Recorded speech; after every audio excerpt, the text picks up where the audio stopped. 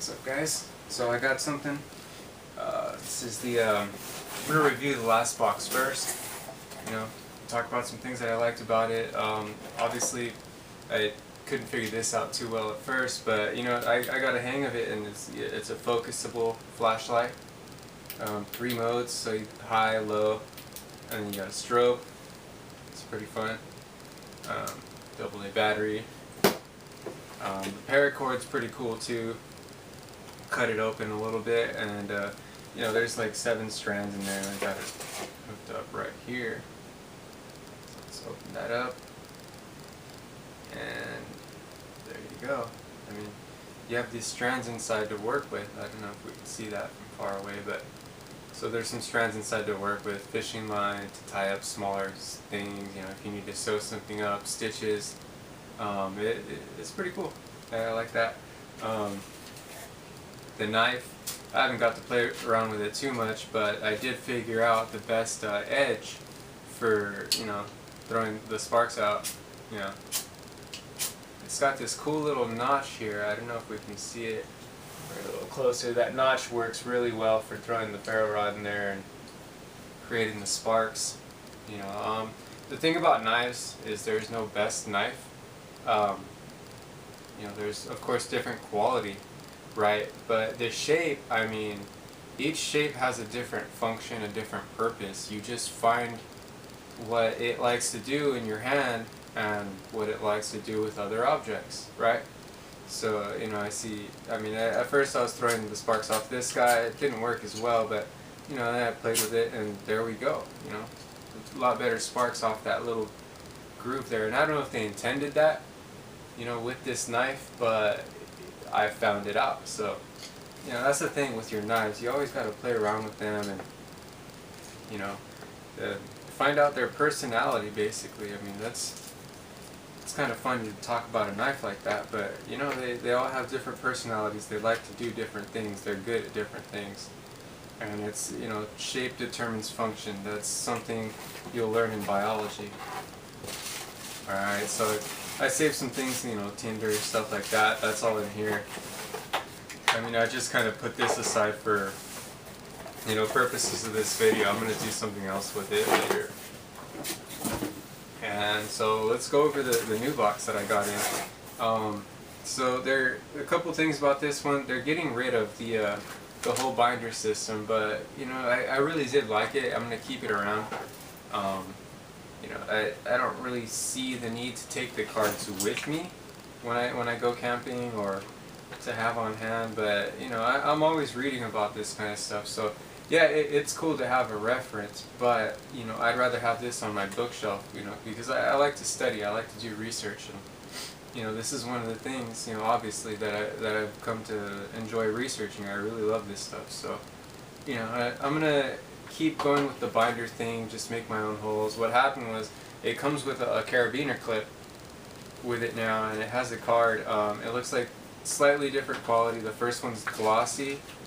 This one is more like a cardstock kind of paper. You know, and it's not a big deal, but the information's there, and it's good information. I like the way it's written. You know, a lot of fine, small print. You know, see it there. But it's good. This one has the seed starting tips, you know, how to plant the seeds that it comes with, and then you know, how to set up a hammock. We'll get to that in just a second. So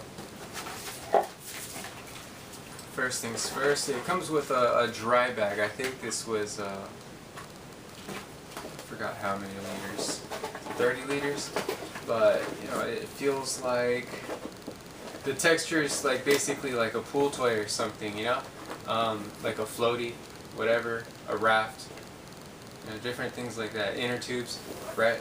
So it's kind of that material. This is going to be a waterproof bag, so it has a strap or a clip here with a strap, so you could do a, you know, there's different configurations you can have for it. I really like this. I'm going to put this in my bag, you know, keep my sleeping bag, you know, waterproofed and, you know, airtight. You know, I don't want my sleeping bag getting wet somehow. I mean, all right. So another thing, we got this this bracelet here, paracord. You know, I don't know exactly how many feet. I'm guessing maybe 6 to 10. It has a whistle. Yeah, attracts attention, and then like a small ferro rod too. With that. Yeah, I suck at this. It works better with a knife. So yeah, this is cool. I mean, you can just wear it, whatever. Yeah, it looks pretty rad.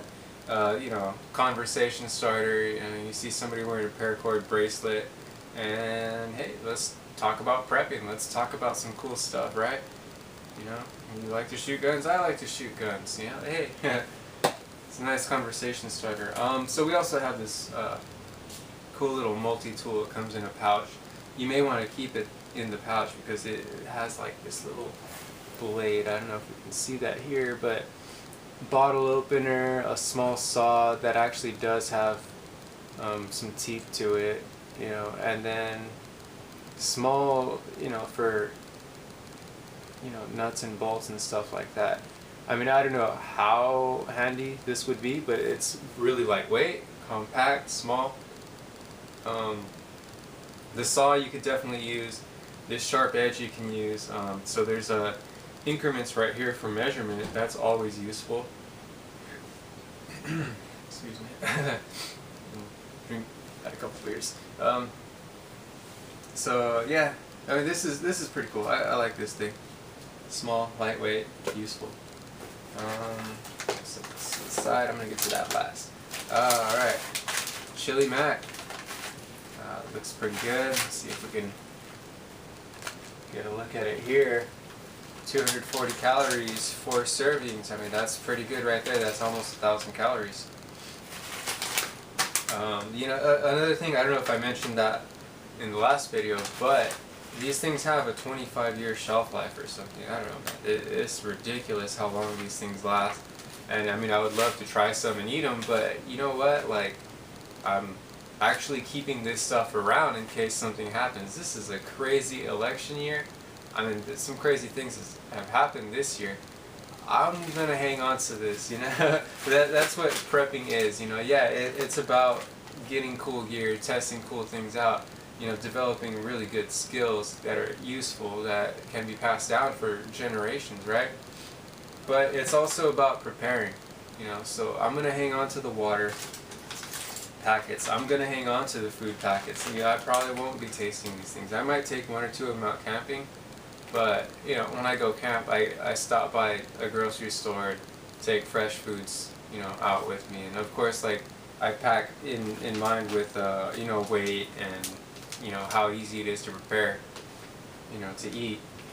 But these, I mean, this is like your MRE kind of thing. You know, you're storing it for a while in case something happens.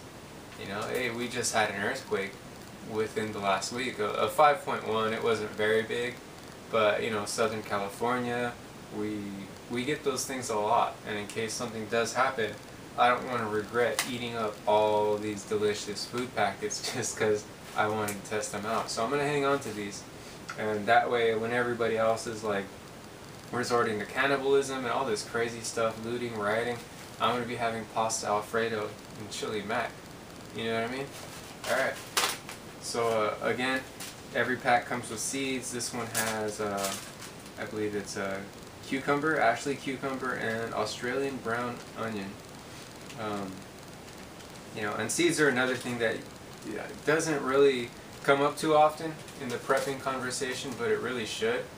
You know, grocery stores aren't going to be open anymore, right? So you're going to have to learn how to garden, know how to garden, and having heirloom seeds is a really good thing. These they're somewhat wild in a way, and wild tends to adapt better than a lot of domesticated breeds that are out there. So there's all this specialized stuff that people are growing. It's going to fail when it's not getting the right amount of nutrients. Heirloom seeds tend to be more hardy. You know, sometimes the skin's tougher or whatever. There's cosmetic things that make heirloom fruits and vegetables not so palatable for some people. But you know, let's be real here.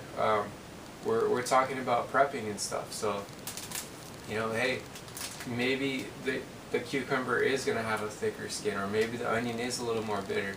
But you know, we're talking survival. You're gonna eat it, you know, and this is actually gonna be a lot more hardy than, you know, some of the domestic stuff out there, you know, that relies on Roundup and, you know, whatever else. I probably shouldn't use copyrighted terms, but hey, these are good to have. They're good to know how to use. And last but not least, I don't leave anything behind, right? All right, we're good. So a couple of things. I left this last on purpose to talk about some of the strategies involved with it. So this is a here's some rope, some cordage. This is a hammock. It folds out and folds back into itself within this pouch. It's sewn on, so that's really handy, real convenient. I like that. You know, 2 really heavy-duty carabiner clips, and so we have a hammock, right? Southern California desert. Where am I gonna find 2 trees to hook this up to? See, I don't know. I mean, I was talking to a homie, and he, you know, the homie Andrew was like, "Oh man, I want one for my backyard," and I was like, "Yeah, that's a great idea."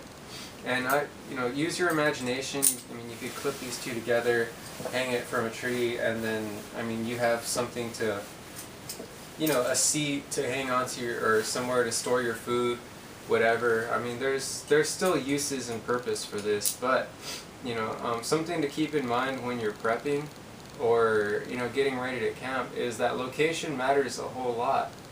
Environment matters a whole lot. Atmosphere, you know, these things are super important. So don't think just because, you know, whatever, MCQ Bushcraft or like Joe Robinet, I probably got that one wrong.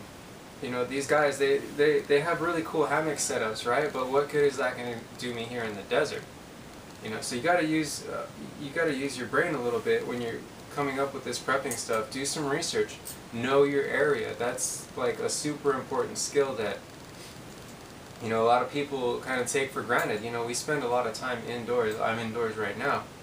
You know, it's triple digit weather out there, right? But it did come to mind, you know, where am I going to find 2 trees to stick a hammock to? And by no means am I upset that there's a hammock in this. It's a really great idea. It could be useful for a lot of people. But I just want to emphasize the point that you really have to know your area, where you're going to be at, where you're going to be camping, where you're going to be surviving.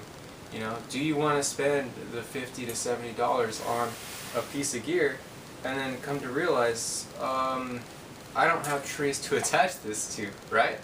You don't want to be doing that kind of stuff. Same thing with a sleeping bag.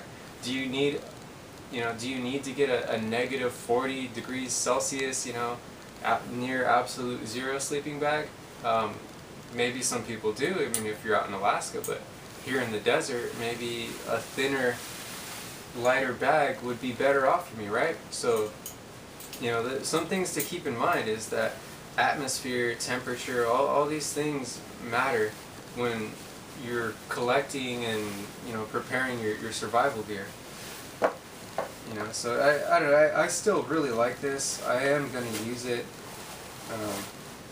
And this is going to be the basic video setup, you know, going forward. I'm going to review some of the things that I liked from the kit, you know, from this dude, and, you know, put my kits together, you know, adjust it in my own bug out bag or survival bag, whatever you want to call it. It's my camping bag, I like it. That's mostly what I do, right? But yeah, you know, so that's going to be the setup from now on. You know, we're going to do a video once a month, a review, and then, you know, we're going to take a look at the new stuff.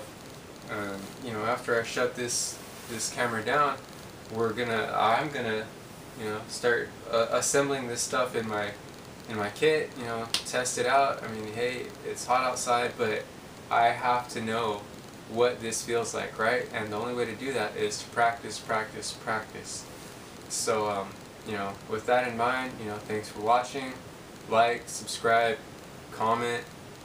You know, constructive criticism appreciated.